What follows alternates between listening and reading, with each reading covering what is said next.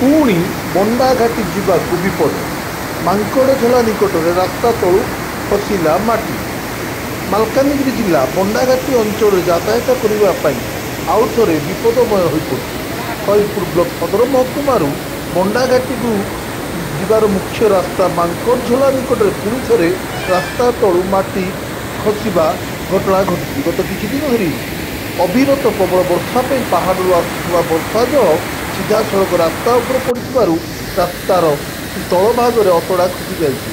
ଫଳରେ ରାସ୍ତାର ଏକାଧିକ ଅଂଶ ଦୁର୍ବଳ ହୋଇପଡ଼ିଥିବାରୁ ଯାତାୟାତ ସ୍ୱାଭାବିକ ରହିପାରୁନି। ଘଟଣାର ସୂଚନା ପାଇ ବିଡିଓ ଉମାଶଙ୍କର କୟା ଓ ତହସିଲଦାର ଘଟଣାସ୍ଥଳରେ ପହଞ୍ଚି ପରିସ୍ଥିତିର ଆଲୋଚନା କରି ସମୀକ୍ଷା କରିଛନ୍ତି। ସ୍ଥାନୀୟ ଲୋକଙ୍କ ଆଶଙ୍କା, ଯଦି ପ୍ରବଳ ବର୍ଷା ଏଭଳି ଜାରି ରହିଥାଏ ତେବେ ଯାତାୟାତ ସମ୍ପୂର୍ଣ୍ଣ ଭାବରେ ବନ୍ଦ ହୋଇଯିବ।